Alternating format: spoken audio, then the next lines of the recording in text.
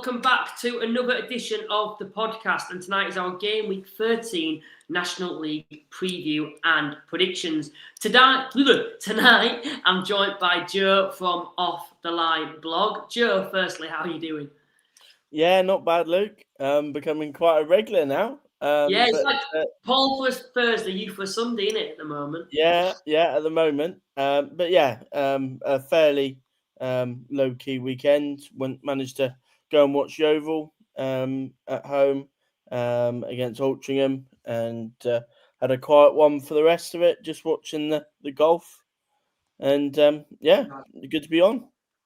Yeah, golf's not really my sort of thing, but I know I've been home for the weekend. I know the Ryder Cup's something that I think my dad likes. And I know that's currently on at the moment. Of course, I'm more of a one-man sport, I suppose, apart from potentially when the darts is on at Christmas. But no, anyway, it's good to have you on, Joe. And I'm glad we are doing a podcast tonight because there's a lot to discuss from, I think, yesterday's games as well as the Tuesday and Wednesday fixtures that are coming up. I was looking towards, Tuesdays and Wednesdays fixtures, and there's some mouth-watering ties, like they were when we were previewing the previous week, game week on Thursday. It's a very good game week to be previewing, in my opinion.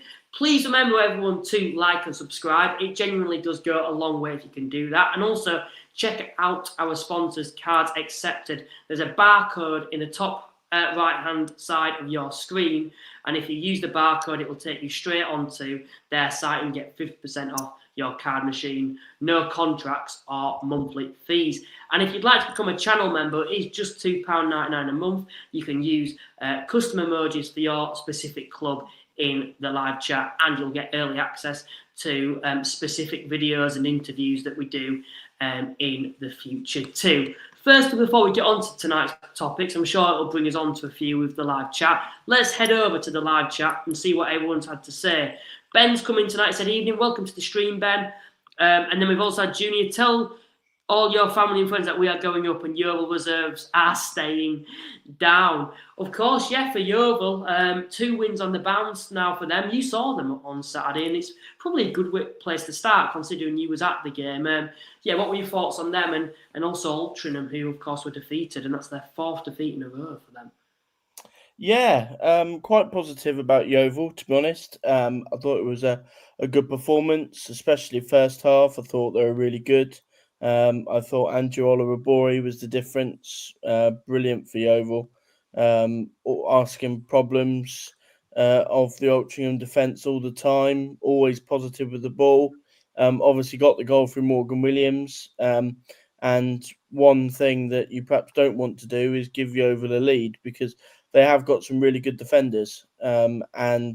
Obviously, having gone in front, they managed to see out the game pretty easily. Altrincham had a lot of the ball second half. Certainly upped it from the first half. They struggled in the first half to get going, but played some really nice stuff. Had a couple of half chances, but ultimately I think Yeovil were worthy winners. I think Altrincham just missed that little bit of spark in front of goal. Obviously no James Gale, no Carlisle Redding, who was suspended, and no Ollie Crankshaw either. So, I thought on another day, potentially a little bit more threat at the top end of the pitch, they could have got a draw. Yeovil looked good. And I'm not surprised that they've started as well as they have done under Richard Dryden. Speaking to people that know Richard, I think people have been very quick to judge him as just another Mark Cooper, given that he was brought in with Mark Cooper, and that he was going to try and play the exact same way. And there has already been signs of playing a little bit differently, certainly a little bit more progressive, a little bit more attacking. He's got a different way of thinking about the game, and I've been quite impressed by Yeovil so far. Yeah, of course, already scored a lot more goals than what they have been doing in the past couple of seasons under Cooper. I think the game that stands out is that midweek game against Aldershot. I think that surprised everyone. But even on Saturday, I know Altrincham had 3 defeats in a row, but if you look at the opposition that Altrincham played, I don't think the fixtures were very kind to them. I think they had Carlisle United, I think they had Scunthorpe. Was it Scunthorpe? Carlisle, Boreham Wood, and Forest Green Rovers, that was it, who they had back to back. And, they're probably two of the toughest fixtures that you could possibly have at the moment. Or at the time, I should also say. Brad Jensen, who's coming tonight, of course, a Rochdale fan. Halifax are facing the Dale on Wednesday evening. He said, "Hey up, Luke, how are you? How are the nerves for Wednesday?"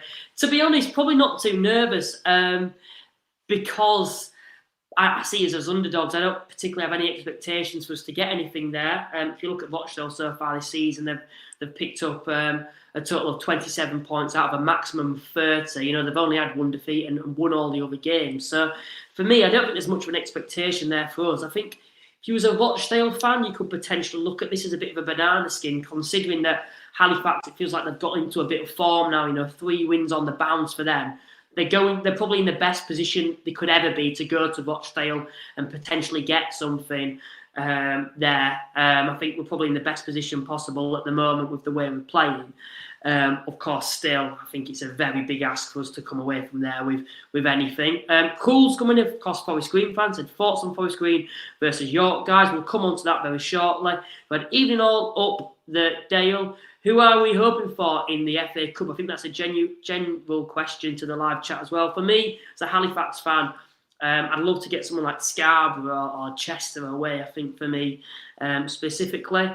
Derek's coming tonight, said, "Evening, guys, absolute statement win yesterday. I know York beat Carlisle 5-0, but the level of control we had against them was so heartening." I think that is what he's just said there.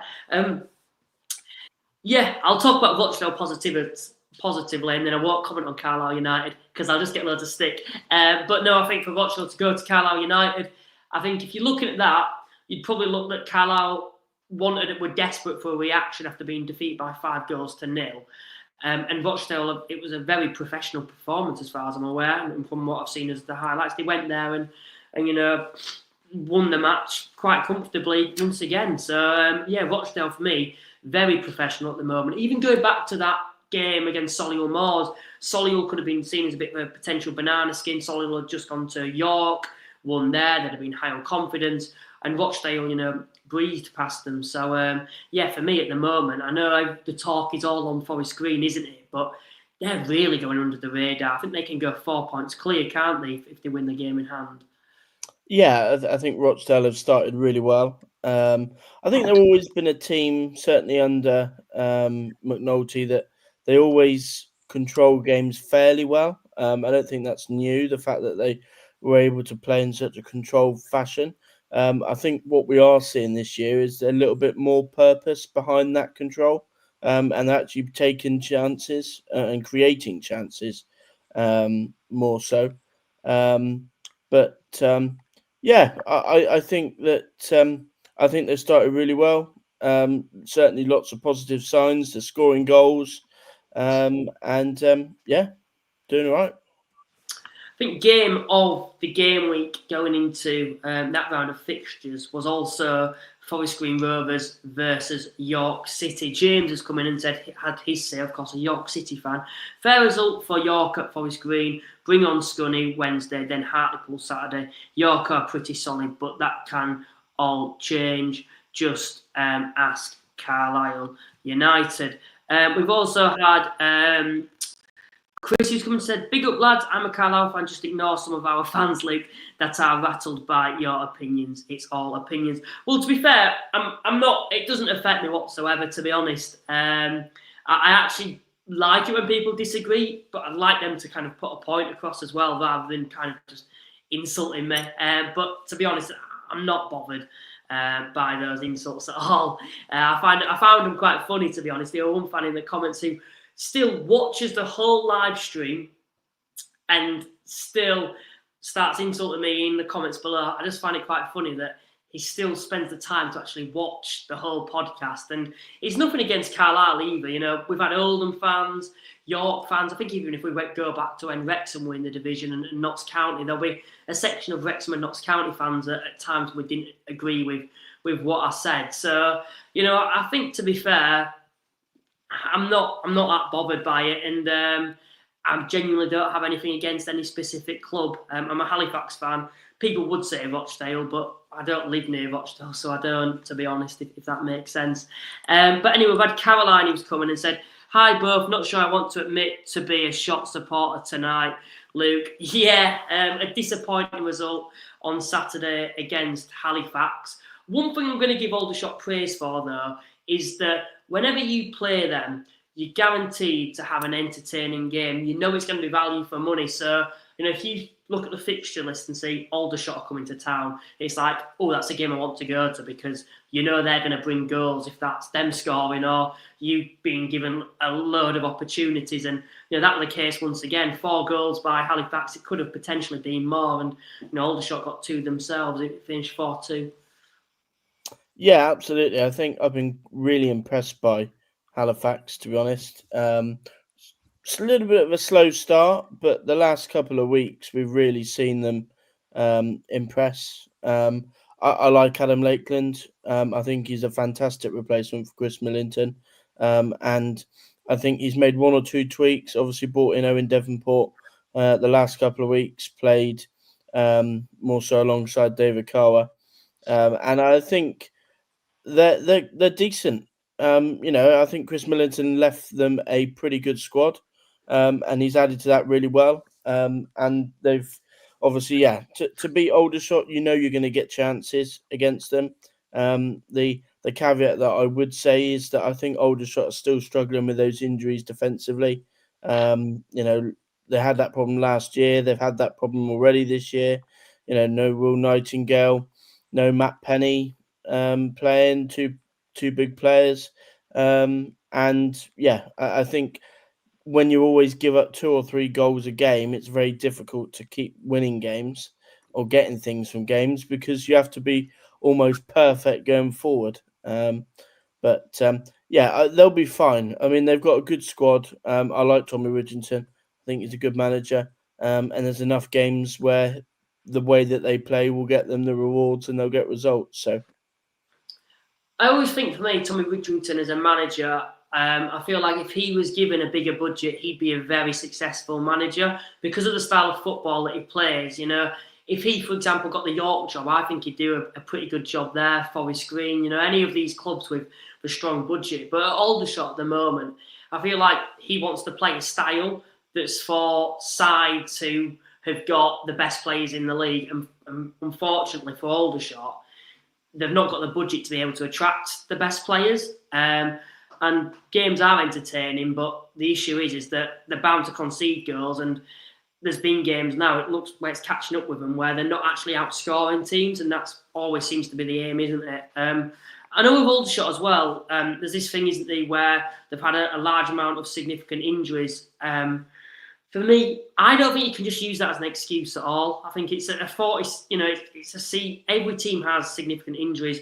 I'm looking at Halifax, and I think we've got 7 or 8 players out currently at the moment. That includes Florent Hotte, who I think was seen as kind of the marquee player for this season. He, when he's going to be injured until Christmas, and that will have changed Adam Lakeland's, plans long term. We've got Will Smith, we've got Cummings, 2 of probably the best centre backs in the league from last season, out injured. Yet we find ways to adjust to that, and I think other teams in the division do as well. So I don't think it's right for Aldershot to just keep using the same excuses of we've got significant injuries. When these players come back, we'll be a very good team. And of course, that is in the defensive areas where, to be fair to them, they are having significant injuries. But surely the owner's got to come out and try bring in a couple of centre-halves, in my opinion, to Aldershot to help Tommy Ridgington out. Or they need to just adjust the way they're playing. And certain fans don't like to hear that at all. They want to see entertaining football. But to just be a little bit more reserved when you've got key players out injured, for me, I don't see what's so bad about that, because it's a 46-game season. I don't think Aldershot will go down by any stretch of the imagination. I think they'll be probably mid-table. But if they have any ambition to kick on, then surely when injuries are happening, they've either got to bring in players to replace those, or they need to change the way they're playing. What's your thoughts on that, Joe? I think it's the risk and reward, isn't it? I think they are so good going forward. and they almost take that risk to be that good going forward. There's always going to be that chance they give away goals at the other end. I think it's very difficult because given that they've got so many centre halves contracted on the books already, I think it's very easy to say just go and sign more. But ultimately, you're then having a squad of upwards of 40 players. So I think they just need a little bit of patience. Obviously, there is an element that they could be a little bit more pragmatic, perhaps a little bit more defensively minded away from home. But that's the joys of having Tommy Richardson is he's going to just go and try and win games. I think some managers will rather shut up shop and be happy for a 1-0. Tommy's wants to play good football and will always set his team up to go and, if they win in 1-0, we want to win 2-0 and 3-0 and 4-0. So, I suppose it's the trade-off of the potential benefits for being slightly weaker at the back. It's a question to you, Joe, and probably to people who are actually watching as well. I want to hear your thoughts. So, Aldershot, I'm going to compare Halifax to Aldershot now, my club, in the last couple of years, because I think they're very similar sized clubs. I think they've got very similar budgets. I think the fan bases are very similar in terms, I think they both want to be pushing to try and get back in the Football League because historically, if you include in old clubs as well, they are Football League clubs. What position would you rather have been in the last couple of years? Being a Halifax side under Chris Millington that potentially don't play the prettiest football on the eye, but come down to the end of the season, they're always going to be at least around the players, if not finishing inside the playoffs. Or would you rather be Aldershot, where it's entertaining games week in, week out, but you're never going to be really kicking on to finishing inside the playoffs? Yeah, I mean, it's a very good question, Luke. Obviously, I've been an advocate, certainly at Torquay, that, the best type of football is winning football. So it doesn't matter, what you play like, as long as you're winning games. That's ultimately, as a fan, you want to see your team do the best they can do and be competitive at the top. I think in the case of, say, just comparing Aldershot and Halifax, for as good as Halifax have been in getting in the playoffs, Aldershot have still won more in the last couple of years. They've won an FA, they won the FA Trophy last year. Not the year before, was it 2 years before that we'd won, weren't we, under Chris Millington, to be fair? Yeah, and then obviously they had a brilliant FA Cup run as well, obviously getting through. So, I mean, it's difficult, isn't it? I think both managers have done a good job. I think Chris Millington perhaps didn't get the plaudits he deserved at times at Halifax. I think, as you say, probably not the biggest of budgets in the world. The way that he was able to keep getting them in the playoffs, I think he's a fantastic manager. And I'm a little bit surprised he's not gone and got a job elsewhere, because there's a number of teams that have needed managers who you think he'd probably be ideal for, or certainly be of interest to. So, yeah, I think it's always difficult, isn't it? Do you want a team that's going to go and give you those moments, a bit more like Aldershot, where you get that FA Cup run and they have those real memorable games, or do you want, as Halifax have been, they've been slightly more defensive, slightly more pragmatic, and ultimately been in the playoffs a number of seasons? It's a difficult one, isn't it? Certainly isn't. And I suppose what Aldershot fans could turn around and say to Halifax is, well, we're both in the same division at the end of the day. Last 3 seasons, Halifax have been in the playoffs 2 of the last 3 and won the FA Trophy in one of those as well. Yet Aldershot, you've mentioned those moments, they've also got an FA Trophy, they've had a very good FA Cup run, and they're playing entertaining football. They're both in the same league at the moment, and it does still feel like both clubs are quite far off being able to get back to the Football League as well. So even though Halifax have been on the fringes of the playoffs, they've never really threatened in them. It's not been like they've been one game away from the Football League, has it? Another question, I suppose, on this topic: who do you think as well is in a bet? Who do you think's more likely to get to the Football League first out of both? Because I do see them as very similar sized clubs, and I like this debate of, one plays really fancy football, and although I think Halifax's football is more front-footed this season than it was under Millington, but one has been known to play more defensive football. Who do you think's more likely to get to the Football League in the next couple of years? That's difficult. Put you on the spot there. Yeah, I mean, I think probably Halifax. I think when you look at the teams that always go and get promoted from the National League, they're the teams that can mix it. They can play the good stuff, but they can also play sort of the more pragmatic, slightly more defensive football as well at times. So I think in terms of being able to consistently get results, I think it will probably be Halifax. Whereas Aldershot, on their day can put threes and fours past everybody, but equally off their day they concede threes and fours. So I think in terms of the ceiling, I think probably the ceiling is higher for Aldershot, but in terms of consistently going and win games to try and get promoted, I think at the moment I would probably lean towards Halifax. Andrew's coming in and said, another good crowd at the LNER on Wednesday. Scunthorpe have sold their 1,500 allocation, so a great atmosphere to be had. Yes, Scunthorpe, one of two sides that remain unbeaten. We'll be coming on to them very shortly. A massive thank you as well to Lee Harlow, I think that is, who has just become a channel member. Please let me know, Lee, what team you support as well, and I'll put the club emoji in for you too. I have a feeling you're a Southend United fan. But yeah, keep coming in with your comments, guys, and we will read them out. We've also had in tonight, Michael's coming and said, still hoping Scunny get mid-table, be massive for us, but we are proving we belong in this league, I think he meant to say there. Yes, Scunthorpe, one of two sides that remain unbeaten after 10 games. Of course, for themselves as well. Going away to Southend United and winning there is a statement win, I suppose, particularly away at Roots Hall. Don't think anyone expected this. Even me, I thought they've started well, and I've always thought that they're going to drop off. And of course, we're still only, in their case, 10 games in, so there's a long way to go. But so far, they've been excellent, and they've played some very good sides. They've played Southend, Boreham Wood, Forest Green, and they still remain unbeaten. Yeah, I think they've been excellent. They have surprised me. I perhaps didn't expect them to adjust as quickly to the National League as they have done. And I don't, in fairness, think that Scunthorpe fans expected them to start the way that they have done. Certainly didn't. They've slightly changed the way that they play from last season in the National League North. But yeah, obviously to go to Southend and win 2-0 is a statement.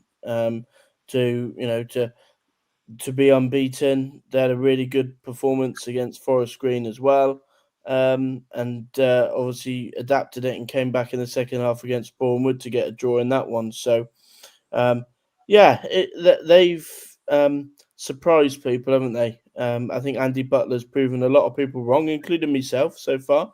I've obviously seen a couple of Scunthorpe fans after the weekend saying, right, let's talk about promotion now. Steady on, chaps. But certainly positive signs at the moment. As for Southend United, then, first defeat at Roots Hall this season. That kind of goes my first bold statement of the season out of the window, of them remaining unbeaten. Cheers, Southend. Before the Shrimpers, that's now 3 defeats in 5 as well. It felt like it was quite a good start for them to the season, but in recent weeks, they've had a bit of a tough time of it. They have. I think they'll be fine come the end. But yeah, they're not a good. They're not a good chasing team. When they've got their noses in front, they're a good side. They're usually able to see out wins. But when they're having to chase games, come from behind, they do struggle. So obviously conceding those 2 goals in quick succession against Scunthorpe, you never really felt that they were going to come back from that one. I've seen improvement in them, but equally I've seen some of the old demons from last season in terms of scoring goals, creating chances, etc., putting teams away at home. There's certainly still some work to do there, but they'll be fine and they'll be in the mix because they're a good side. Yeah, I totally agree. I think the top 7 for me. I know Kevin Mayer as well. He got a lot of stick. I think in the last couple of weeks on Thursday's show, we had one or two comments about him, and I just found that quite unfair. I suppose at the moment, he's probably not done himself any favours with losing to Scunthorpe. I thought they'd actually bounce back on Saturday, and unfortunately they haven't. But I just think there were a lot of those type of comments at this time last season, and they were one game away from the Football League at the end of it. And I think this season, to be fair, I always have the impression that if they finish in the top 7, they're in the best position out of any of the clubs in the playoffs to actually go on to win them because of the way they play. And that has remained this season. It's the same style as last season. I think they're actually a little bit better going forward, although potentially in recent weeks they haven't shown it. I think they've got more quality. Both sides have got two very strong wing backs instead of one attacking threat on one side and the other side being a little bit more too defensive and no one pushing on. And then even in that number 10 role now, they've got Sam Austin, haven't they, as well, who, he offers something different with that, final pass into the final third. So I'm not too concerned for Southend at all. I think, like you said, I think they'll be in the mix come the end of the season. I know we've talked about it a little bit, but the Carlisle versus Rochdale game, because Rochdale did win 2-0. I'm not going to go overboard on Carlisle United, but I think we do need to address something that were coming on social media the other night with I think Carlisle United star man Regan Linney. Of course, after the Rochdale game, he was in McDonald's with fellow teammates, and he was confronted by a large number of Rochdale supporters. And of course, he did react in terms of, had a few things to say back. I watched the video and you couldn't really tell what he was saying. But for me, from my perspective, when I watch it, I don't blame him at all. I don't think he did anything. It's not like he went and attacked him or anything. He literally just said something back, probably said, just go away. You've just lost. And he were getting goaded by the Rochdale fans. And to be fair, I just think, you've just won away from home. Why are you spending the time going and bothering, opposition players? And I think it's a credit to Regan Linney, in fact, that they're spending their time videoing him to try and get a reaction out of him. And that just shows, how much of how good of an individual he's seen in terms of his ability in this division now. Yeah, obviously one of the top players on his day. Obviously, I think that's football fans for you, isn't it? And you get a couple of beers in them, and then it gets a bit silly. Obviously didn't really need to provoke him in that way, did they? He's a good player, and all the top players will always have a little bit of flack surrounding them because ultimately they're good players and they're usually centre of attention. It was obviously not the weekend that he would have hoped for. Obviously losing to Rochdale, especially after the disappointment in midweek. The cracks are beginning to show a little bit, I think, at Carlisle. Obviously some good signs. Quite a lot of Carlisle fans say that he has pretty much been the Regan Linney show so far, and that when he's not performed, that the team's been off it. And certainly in the last 2 games, when they've been up against York and Rochdale, 2 teams that have been able to keep him quiet, they haven't really created anything, which I think would be the concern. I see that the Adji boy hasn't even had a goal involvement yet, which is a little bit surprising. As a player that I really like. Certainly not been. Obviously, it's not been a disastrous start, but if you're going to go and be competitive right at the top, then the fact that they've lost 2 games against 2 rival teams so convincingly as they have done, I think that will be a worry. I think their vulnerabilities for me are just starting to show now. I've said in recent weeks, in that early stages of the season, although they were getting through games and winning the games, they weren't coming up against any fellow title contenders, in my opinion. I think the first tough fixture was that York fixture. and they were outclassed in every area. We don't need to discuss that much further. That's gone now. But, going into that Rochdale game, we could have potentially thought they might have reacted, and they haven't. And it just goes to show that I feel like they're very reliant on Regan Linney. I think Luke Armstrong as well is an excellent striker who has had a relatively good start himself. But teams I think are just catching on in the fact of you stop Regan Linney, you stop Carlisle United. I think we always thought this would be with Scunthorpe, I suppose, at the start of the season with Carl Roberts. I think we all thought, if you stop him, Scunthorpe would struggle. And Scunthorpe have seemed to do well, haven't they, so far? I think there's other players who've stepped up. Whereas Carlisle, they're so reliant on Regan Linney, and it feels like every time Carlisle win, it's always because of Regan Linney and his qualities going forward. And I think against the weaker teams in the division, Regan he's probably got that ability to be able to win games on his own and get Carlisle United out of trouble. But against the better side, they're just marking him out of the game. They're putting two men on him, and although that leaves the room in the midfield potentially for a Carlisle midfield to step up, there's no real quality going forward for me in the midfield. And I think it is screaming out for a Chris Clark to come into them, because, like I've said, if they're marking Regan Linney out of the game, leave space in the middle, and if you've got someone like Chris Clark there, for me it just makes perfect sense. And if I was Carlisle United at the moment, I'd be doing everything I can to try get him to Carlisle United. In my opinion, I think out of all three clubs who are looking at him or realistically could sign him, it would just suit Carlisle United perfectly at the moment. But I don't even think it's particularly going forward in terms of them relying on Regan Linney. I think, like I mentioned, the midfield, and I think defensively, it's a significant issue at the moment. And I've said when they start coming up against attacks with real quality going forward, they're going to hurt them. York did, Rochdale did, and to be honest, I know they've got, after Hartlepool, they're without Alex Reid, but after that they've got Scunthorpe who are on form. They've got some very good attackers. Forest Green. These sides at the moment will defeat Carlisle United in the way they're playing at the moment, no doubt about it. Yeah, I mean, I like the suggestion of Chris Clark. Obviously, I think him and Linney were together at Altrincham, I believe. So, yeah, I think it's certainly one where, when you play the top teams, one thing that in the main they're pretty good at doing is stopping your key players. They become a very tactical battle, those games.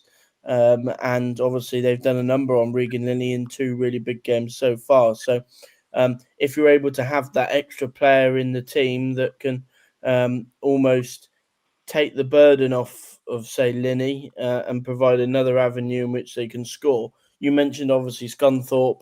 Everybody thought that when they got promoted, it would be all about Callum Roberts. But one thing they have done really well is they've found different ways to win, and they've had different players all stepping up and contributing. And that's ultimately why they've been able to start the season so well. So, yeah, I wouldn't be at all surprised, given Carlisle's ambition, that they do go out and have one or two players, because they've already spent big, and I expect them to do that again if they're to stick the course and be competitive at the top.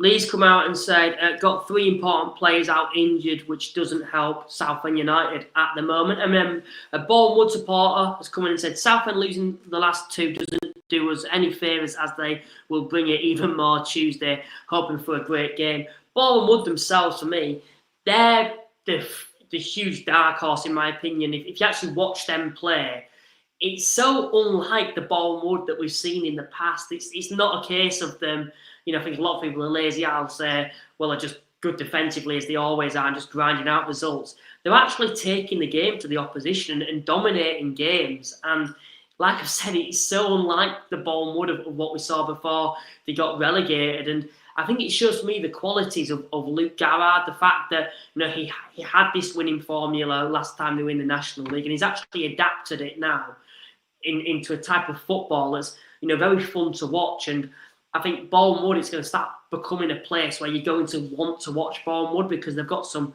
really good individuals going forward. And whilst they've got that strong attack, they've kept a very solid defence there as well. It's not like they're leaking goals and scoring goals at the same time. They're scoring goals and not leaking them. So for me, Boreham Wood, they're the real dark horse for me. And I still feel, and it might be harsh, I feel at some point Scunthorpe will drop off, in my opinion. And of course, they can continue to prove me wrong. But for me, Boreham Wood, they're a side that I think will be in the top 7 come the end of the season from what I've seen so far. And that is probably the prediction where I look back now and I'm like, if I could change one prediction, it would be that Boreham Wood prediction.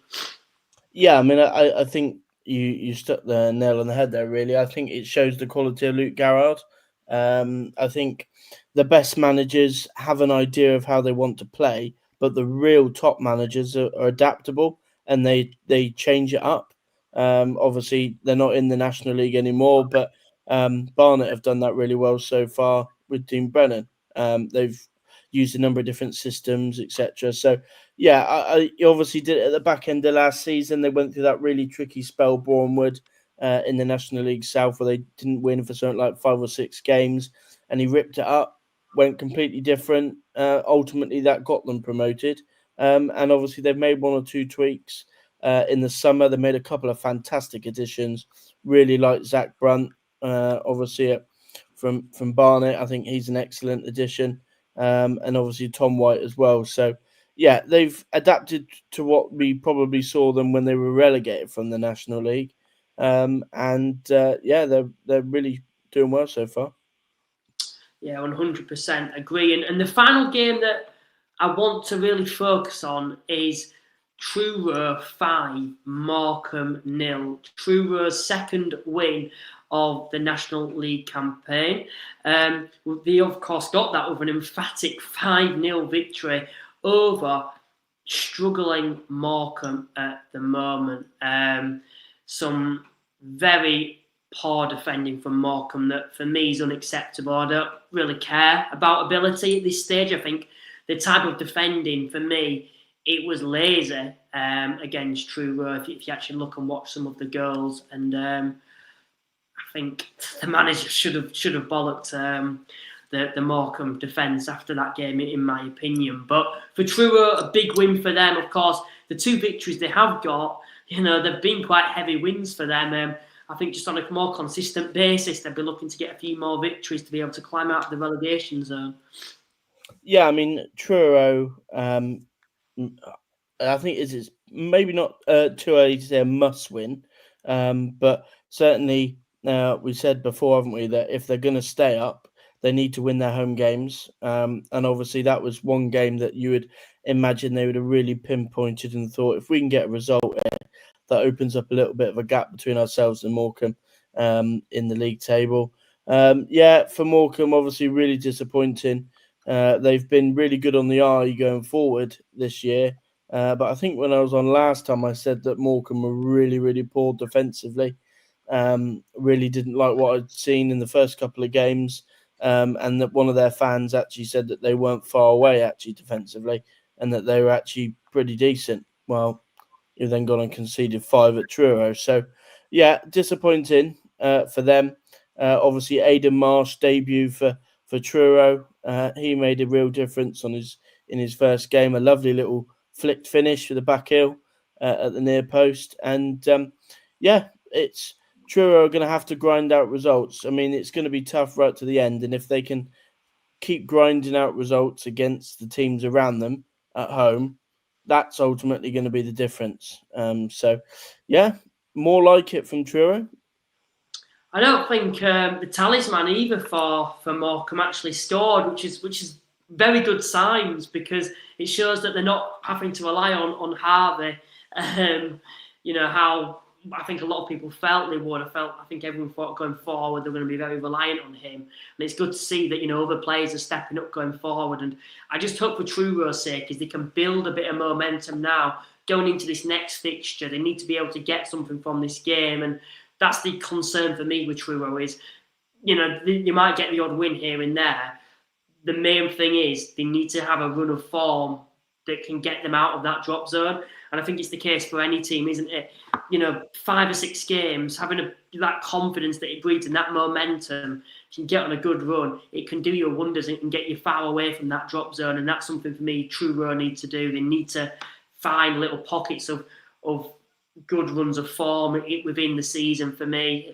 5 game, patches of picking up some very good results, because there are going to be some tough times, particularly when you're part-time and the travelling you've got to do. They need to be able to build a bit of momentum and find that winning formula for me. I do apologise, there's one final game that I'd want to talk about before we do go on to the midweek fixtures, and it is that game of the game week. Forest Green won, York City won.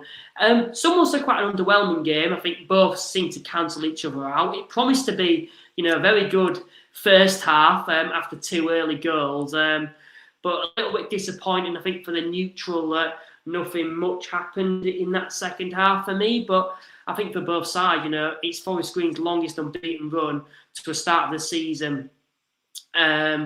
And as for York City, away from home at Forest Green, who are currently top of the league, it's a strong point for them. So I can't blame both teams for maybe not going for it potentially in that second half. But like I've said, I think it's a very good point for both sides. What's your thoughts on it? Yeah, I mean, I think the one that really impressed me was York. Obviously, they've shown a little bit like Yeovil in some ways, the fact that they can go and win games or get results in different ways. Obviously, they had that massive win against Carlisle, put them to the sword, and that's sort of the best of York that we've known or come to see from them. Really good attacking football, lots of goals, but they probably wouldn't have gone and got something from that Forest Green game last year. Obviously, they'd have probably lost 1-0, and I think with Stuart Maynard, they got a little bit more grind results out, and can play when it gets tough. And ultimately, they've made a couple of additions in the summer that you imagine has helped in that, the likes of Banks and Palmer. Obviously for Forest Green, very much similar for them in terms of they've shown different ways to get results. But I mean, Forest Green and York will probably be very, very close to winning it this year. I expect it will probably be between one of those two that wins the league. So, obviously nothing to separate them on Saturday, and maybe nothing to separate them come the end. Between those two, then, you said, you not think Rochdale? For me, the three are Forest Green, Rochdale, and York. Maybe probably not, but an outside shot for Boreham Wood. But I feel like if they start to have a few injuries, that's when I think potentially they could fall off, if that makes sense. I still think they'll be in the playoffs. But yeah, I'm thinking those three. I think Rochdale, Forest Green, York are my three at the moment. Yeah, I think if anybody outside of York and Forest Green, I think probably Rochdale. But for me, I think it's between those two. I said it before a ball was kicked that I thought York will win the league. And they've not really got going yet, and I think they're in and around it. So I would still have to stick with them to be the ones that goes and win it. And, in fairness, I think Forest Green have really surprised me. Been really impressed with what Robbie Savage has done, the football they're playing.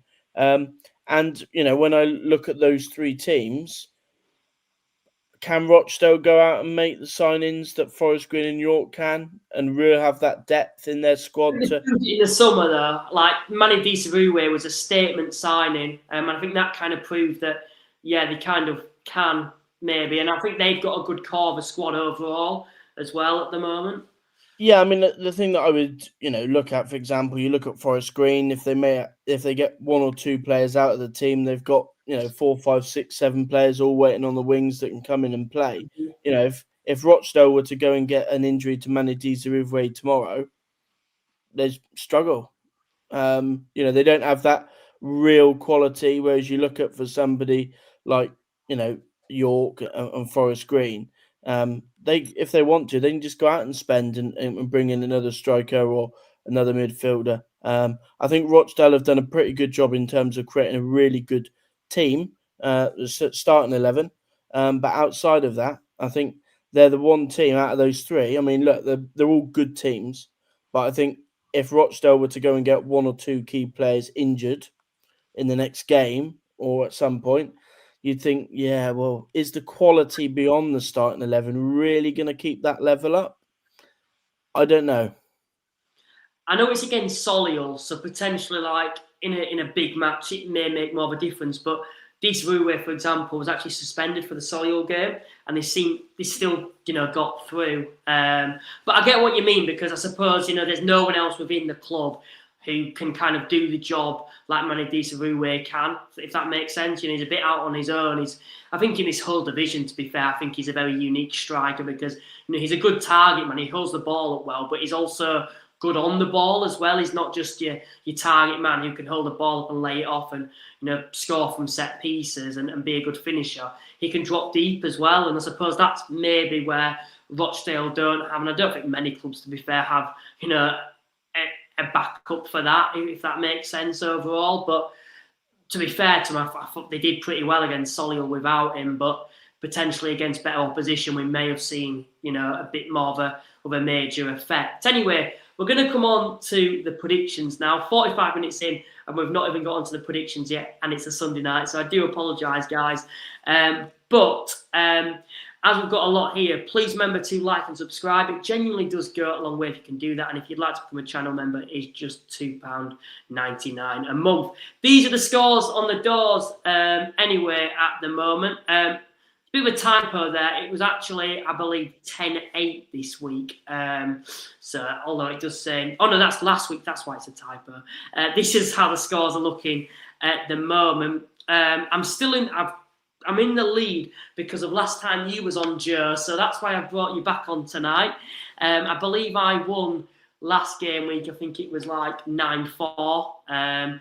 But Paul did, of course, beat me in the previous game week by 10-8. Yeah, do you reckon you can overtake me this game week? Of course, there's potential there. Yeah, hopefully. Obviously, a good week from Paul. Back to win a couple of points, and yeah, hopefully.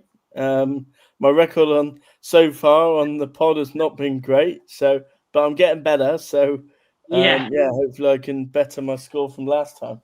Well, you doubled the first time you're on with a 2. You got 4 last time, so of course this time it's got to be to try and get 8, hasn't it? Yeah, absolutely. Hopefully. But no, if you'd like to play along with the predictions, this is how you do that.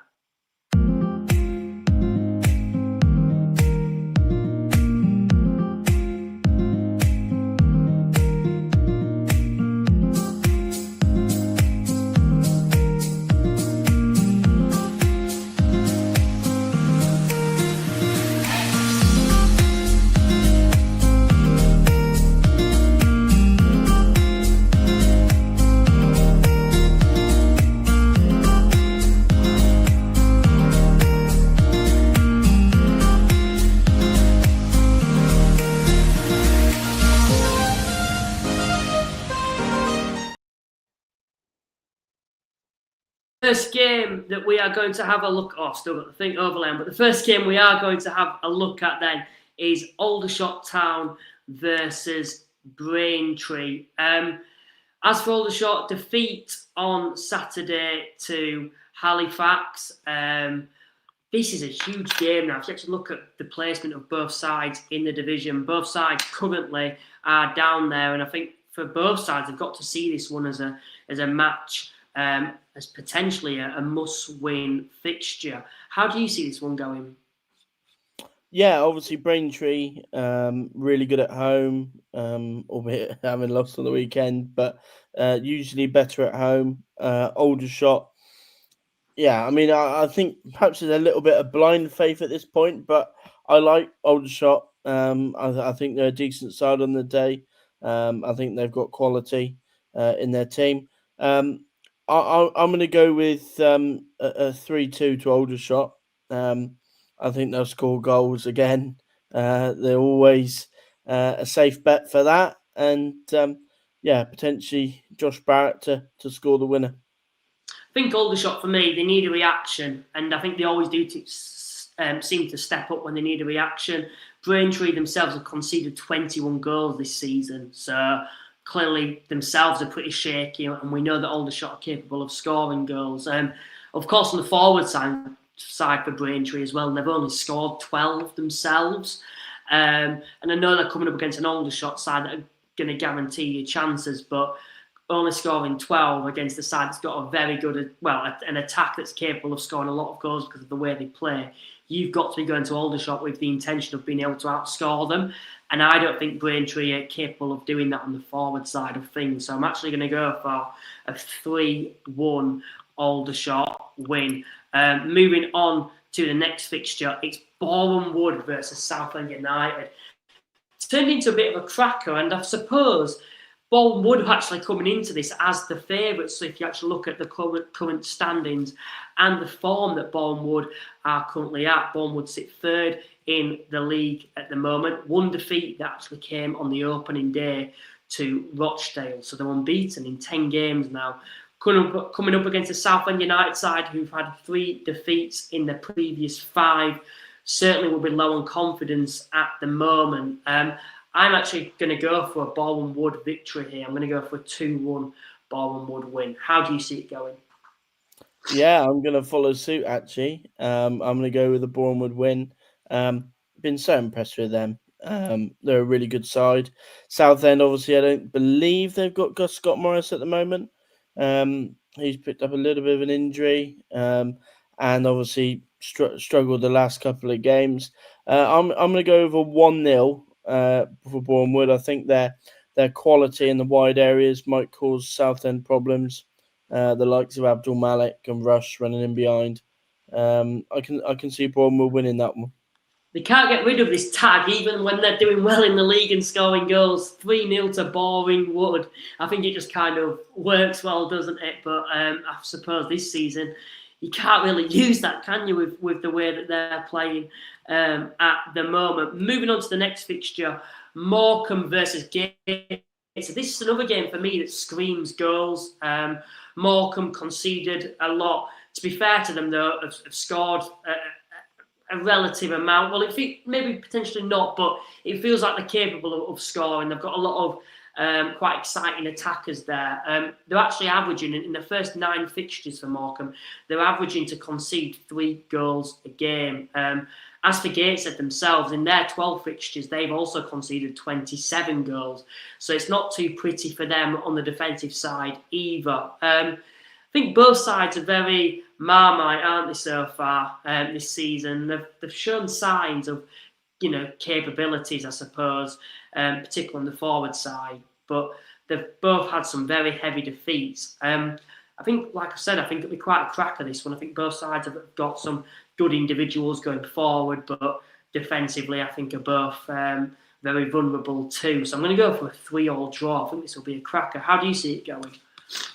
Yeah, I think obviously Morecambe, they'll be looking to bounce back from midweek, and I think this is one of their first real tests, really, their fan base this season, in terms of, do they really get behind the team and really drive them forward after Tuesday, or does the negativity of that game creep in? I'm actually going to go for Gateshead. I think they've actually done quite well away from home. Obviously got that win at Yeovil, one away at the weekend at Braintree, in a really difficult place to go. I'm going to go 2-1. Moving on to the next fixture then that we'll have a look at. We're going to go to Solihull Moors versus Woking.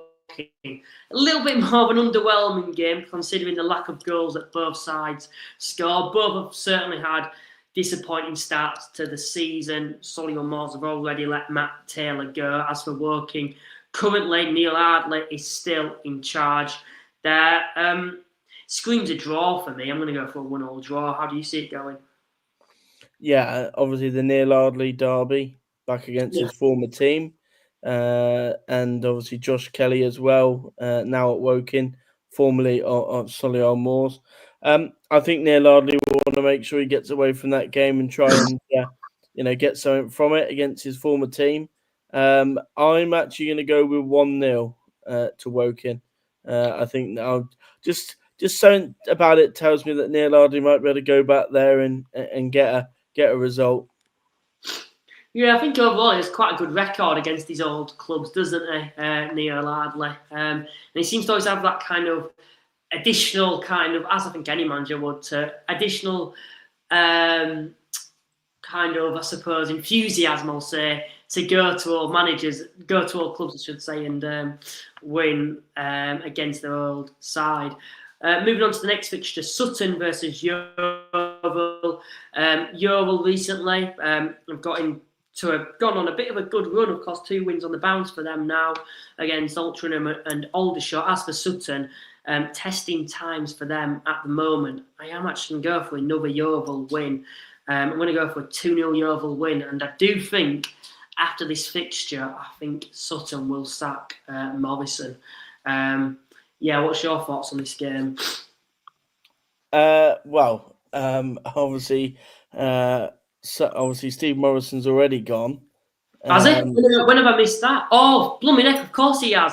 Happened over a week ago, hasn't it now? Why have I said that? Obviously, interim in charge. May well be the first game that we see their new manager in charge, hearing that they're likely to have Adam Hinchelwood go in there. So that may well be his first game against Yeovil. Yeovil, certainly some positive signs the last couple of games under Richard Dryden. Obviously, a little bit more experience in their team than Sutton. And I'm going to go with another 1-1. Obviously, Sutton have had quite a few of those, but I'm going to go over 1-1. I genuinely don't know why I've said that, because literally on the last podcast, not the last one, the one before, I just remember we were talking about replacements potentially for Sutton United. I think I even asked you, didn't I, last week?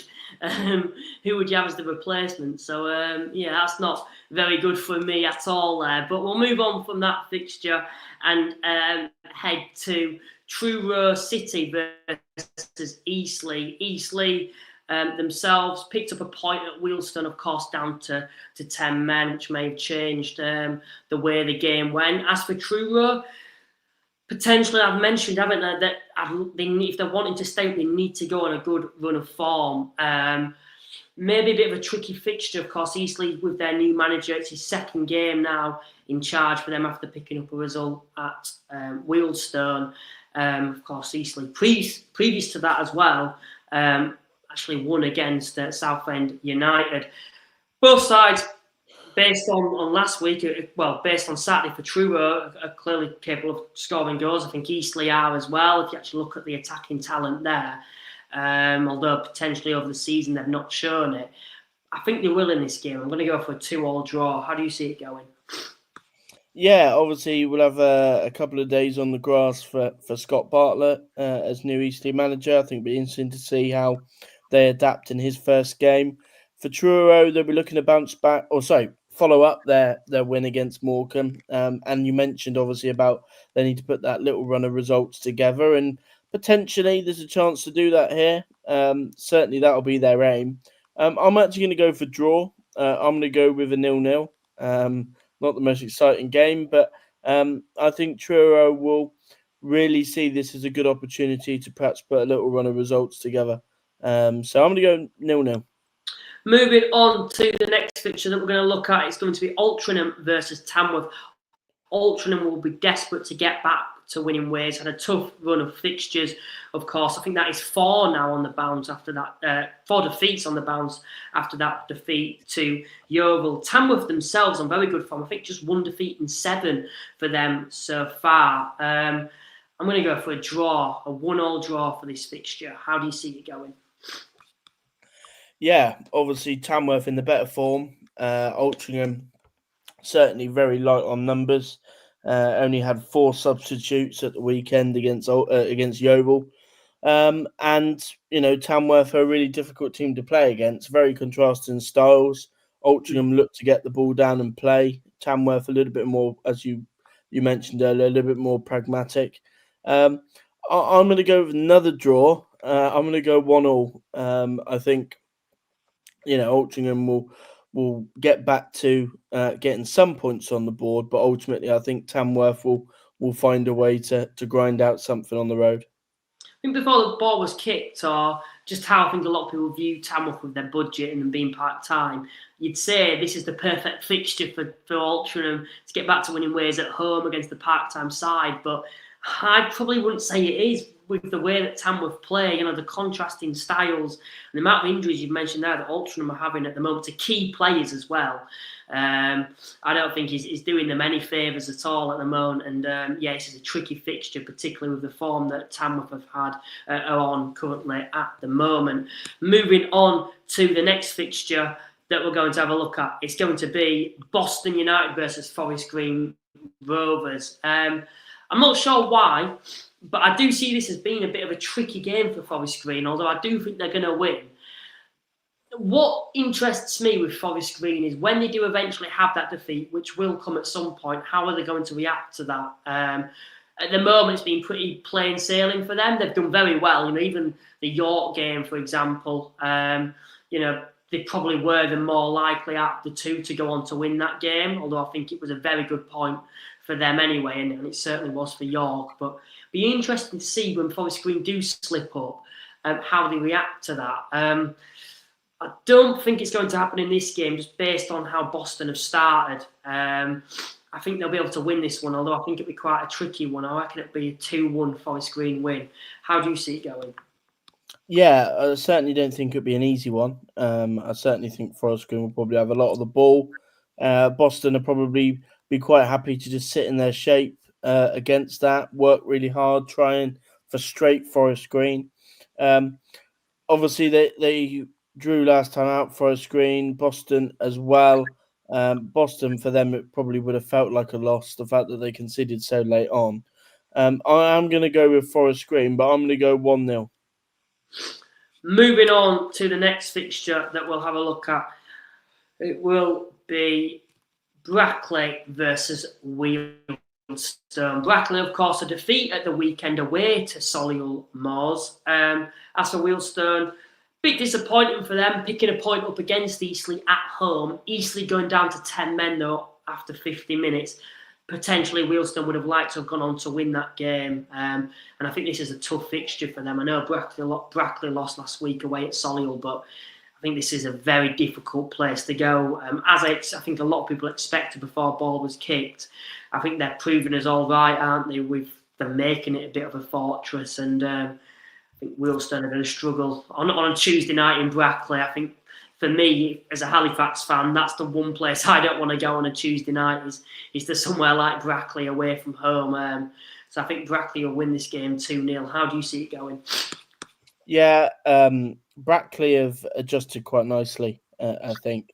Defensively strong, pretty much what we expected from them, in truth. Really difficult to play against, really difficult to break down. Don't create or score a great deal of goals, but they're also very difficult to score against. And they've won a number of games by this scoreline. I'm going to go for it again. I'm going to go 1-0 to Brackley. Moving on to the next fixture that we're going to have a look at, it is going to be Carlisle United versus Hartlepool United. Issue with Hartlepool is, and I'm not sure if he's going to still be out for this game, but Alex Reid has not been in the team, has he, in the last couple of weeks, which I think is down to injury. And for me, Hartlepool have struggled, haven't they, going forward, I think, this season. I don't think he's got off to the perfect start, has he, Alex Reid himself, but even without him going forward, there's not many players there for me that are capable of scoring a large amount of goals or even causing Carlisle many issues going forward, which is quite surprising considering some of the defending Carlisle have had of recent. But away from home on a Wednesday night, I think this is the type of game where Regan Linney can really show his reaction potentially against Hartlepool as well. The likes of Luke Armstrong. Archie Boy's not been playing as of late. If he's back in the team, this is a perfect game for me to bring him back. I think Carlisle may actually win this one 2-0. How do you see it going? Yeah, Hartlepool a little bit like Brackley, really. So far, not scoring a great deal, but equally not conceding that many either. For them, it's getting that top end of the pitch right. Obviously, you mentioned Alex Reid. Not been as good as we expected. Obviously, had a little bit of time out through injury as well. They're not creating chances, and they're almost having to be perfect defensively to get anything out of any games.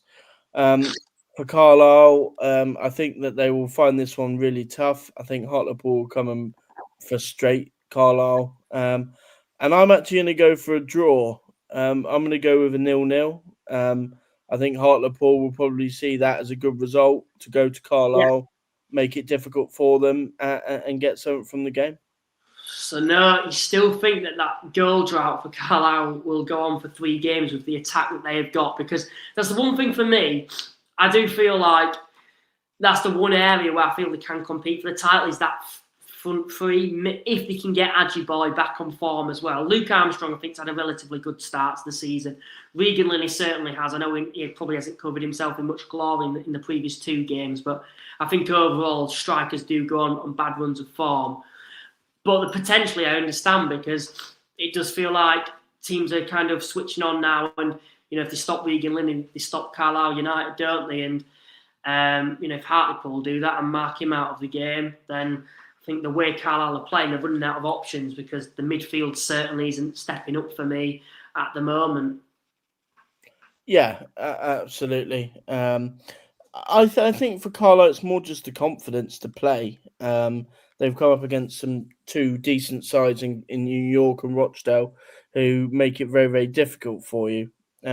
Especially Rochdale, they have a lot of the ball, a lot of control, defend really well, and it makes the creating chances and scoring chances much harder for Carlisle. So, it'd be interesting to see what the response is, because there's been 1 or 2 disappointing murmurs around Carlisle with the last 2 games. So they'll be eager to get back to winning ways.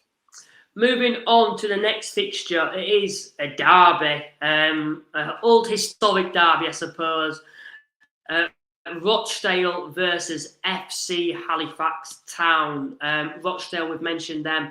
They've picked up a possible of 27 points out of a possible of 30. Just 1 defeat in their opening 10 games for them. As for Halifax, I stand by this. They're in the best position possible to be able to go to Rochdale and pick something up than they've been all season. Of course, 3 wins on the bounce for them now. I think only 1 defeat in 7 as well. That defeat being against Southend United away from home. I think it's a little bit too much to expect Halifax to be able to go here and pick anything up. I think you can't back against Rochdale at the moment. And for that reason, I am going to go for a 2-1 Rochdale win. How do you see it going? Yeah, well, I certainly hope Halifax don't go in with that approach. I think they'll be, wanting to go there and get a result. And I think I that's do. I just think they're in the best position possible at the moment to be able to go there and get a result. I just think, for me personally, as a fan, I can't see us going there and winning, if that makes sense. Not that I think potentially. I think obviously with Chris Millington, I think they were perhaps happy to go away and just not lose rather than going out to win games. I've been quite impressed with Halifax the last couple.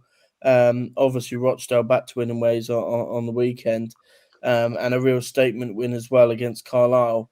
I think it'd be a really close game. I can't have another draw though. Far too many draws tonight. I'm going to go with a Rochdale win, but I'm going to go 2-0. Fair enough then. I don't blame you for that at all.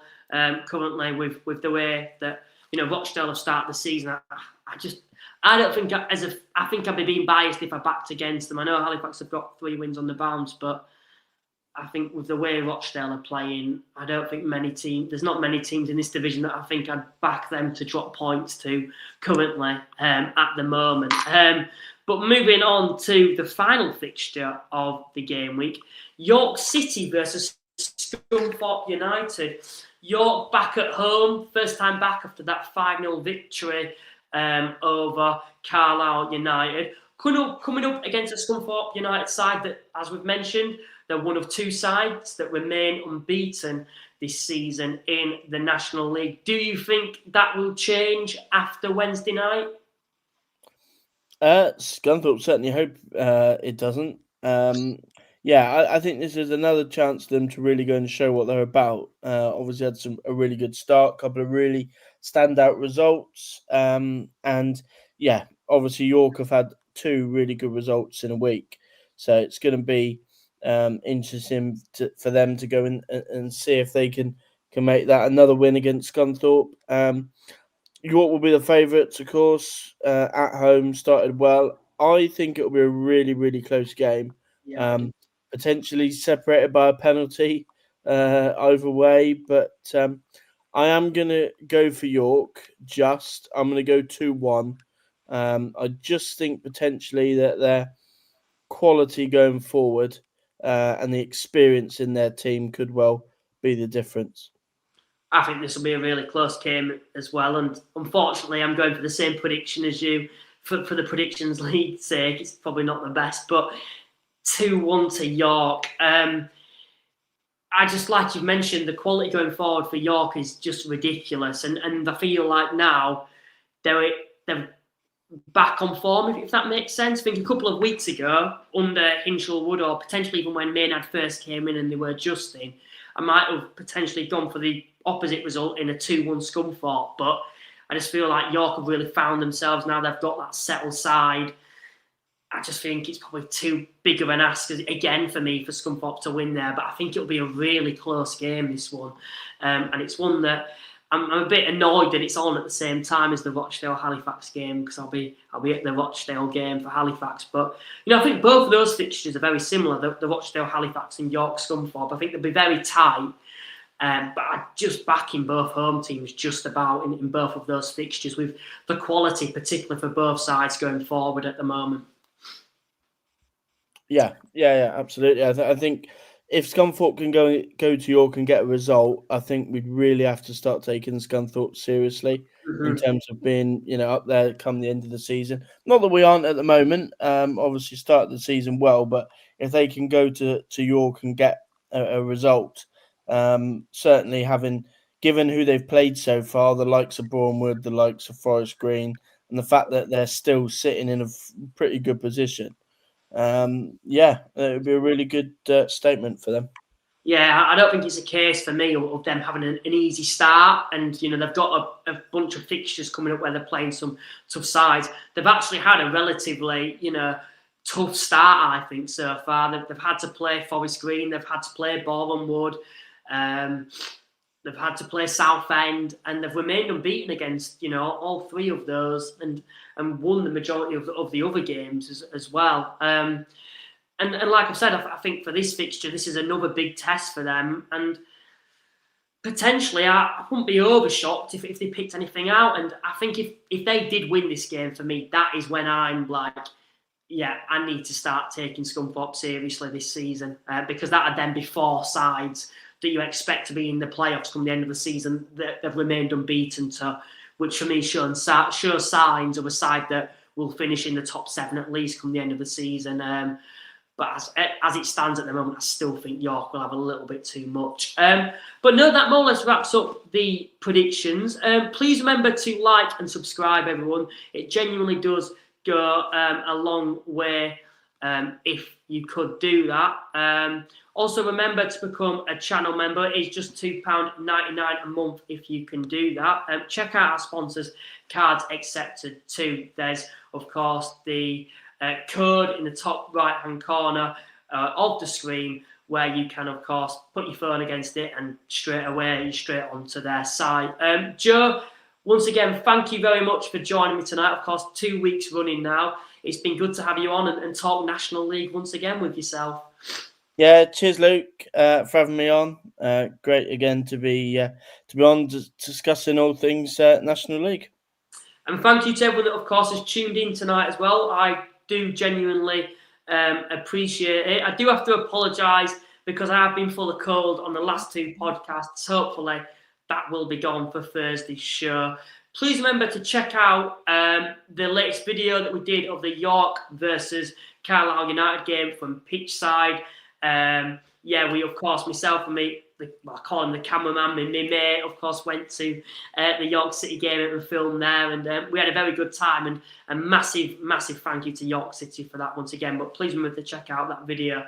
Once again, thanks to everyone that's been watching, and we will see you next time. Bye for now.